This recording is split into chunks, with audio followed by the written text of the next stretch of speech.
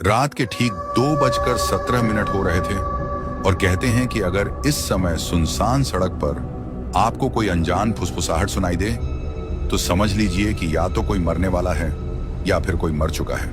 शंकर ने उस रात यही सुना था।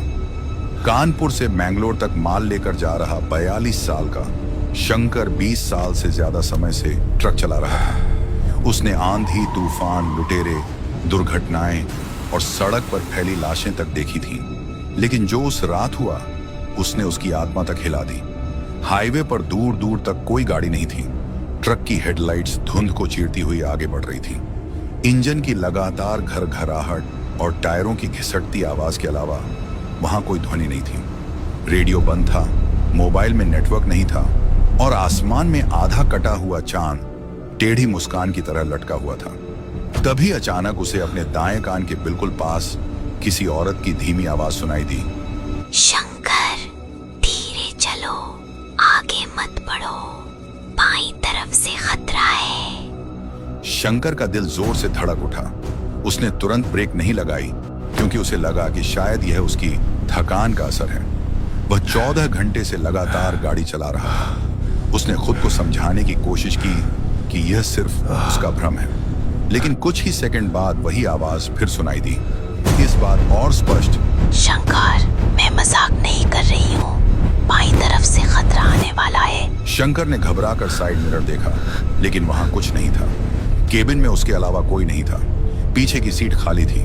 हनुमान जी की छोटी सी तस्वीर हल्के हल्के हिल रही थी, जैसे हवा का कोई अदृश्य झोंका अंदर आया हो।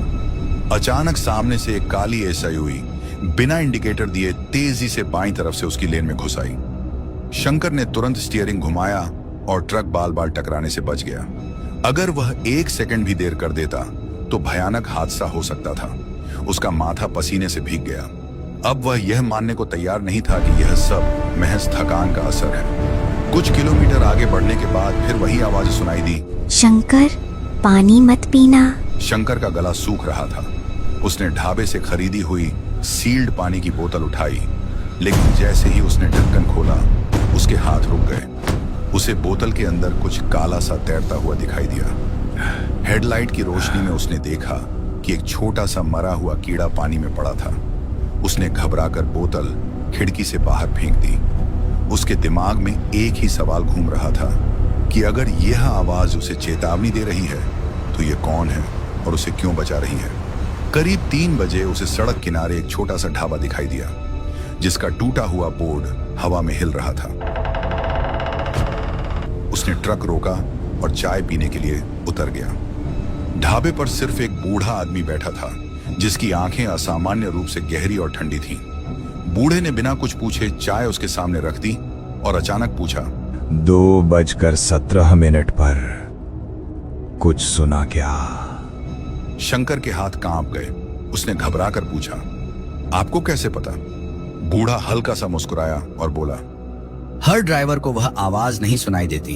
वह सिर्फ उन्हीं को सुनाई देती है जिनकी किस्मत में कोई अधूरा हिसाब लिखा होता है। शंकर ने चिढ़कर कहा कि वह भूत प्रेत में विश्वास नहीं करता, लेकिन बूढ़े ने उसकी बात काटते हुए धीमी आवाज में कहा, वह कर्ण पिशाचिनी है। वह कान में आकर फुसफुसाती है, कभी चेतावनी देती है, कभी विनाश का कारण बनती है। जिसे वह चुन ले उसका पीछा नहीं छोड़ती। उसी समय शंकर के कान में फिर वही फुसफुसाहट गूंजी, वह झूठ बोल रहा है। शंकर का चेहरा पीला पड़ गया। बूढ़ा उसे घूर रहा था जैसे वह सब समझ रहा हो। शंकर बिना चाय खत्म किए ट्रक में वापस आ गया और तेजी से वहां से निकल गया। उसने हिम्मत जुटाकर केबिन में जोर से पूछा, तू कौन है और मुझसे क्या चाहती है? कुछ पल सन्नाटा रहा, फिर एक ठंडी हंसी सुनाई दी।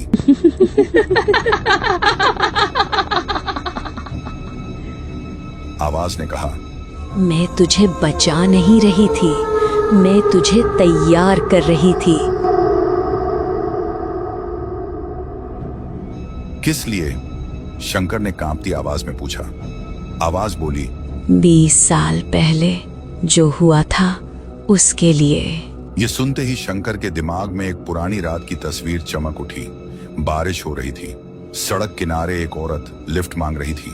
वह सफेद साड़ी में थी और उसके बाल चेहरे पर बिखरे हुए थे। उस रात भी समय 2:17 ही था। उसने सिर झटका और खुद से कहा कि वह सब एक हादसा था। उसने किसी को जानबूझकर नुकसान नहीं पहुंचाया था। तभी अचानक ट्रक के सामने सड़क के बीचों बीच वही औरत खड़ी दिखाई दी।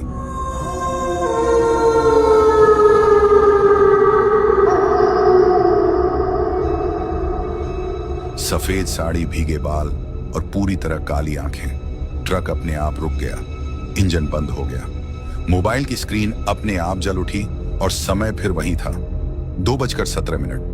स्क्रीन पर एक संदेश उभरा, आज अधूरा हिसाब पूरा होगा। शंकर ने दरवाजे लॉक कर दिए, लेकिन उसे महसूस हुआ कि कोई पीछे की सीट पर बैठ गया है। उसके कान के पास गर्म सांसों की हल्की सरसराहट महसूस हुई। आवाज ने बहुत पास से कहा, तूने मुझे कुचला नहीं था, तूने मुझे धक्का दिया था। शंकर की आंखों के सामने वह दृश्य साफ होने लगा। उस रात उसने ब्रेक लगाया था, लेकिन पूरी ताकत से नहीं। उसने स्टीयरिंग मोड़कर उस औरत को बचाने की बजाय हल्का सा धक्का दिया था, क्योंकि उसे डर था कि अगर वह ट्रक रोक देगा तो डकैती हो सकती है। औरत सड़क किनारे खाई में गिर गई थी। उसने पीछे मुड़कर नहीं देखा था। अब वही औरत उसके सामने खड़ी थी, लेकिन सबसे बड़ा डर यह नहीं था कि वह मर चुकी औरत लौट आई थी।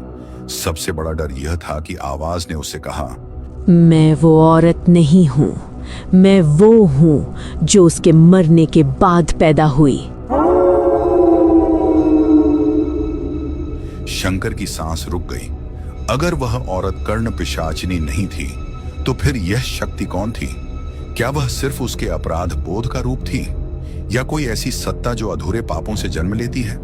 और अगर वह 20 साल से उसका इंतजार कर रही थी, तो उसने अब तक शंकर को जिंदा क्यों रखा? क्या वह उसे मारने आई है या उससे कुछ और करवाने? और सबसे बड़ा सवाल, क्या इस बार भी समय 2:17 पर ही सब खत्म होगा, या यह तो सिर्फ शुरुआत है? क्या शंकर सच में दोषी है, या वह किसी ऐसे खेल में फंस चुका है जहां असली खिलाड़ी कोई और है?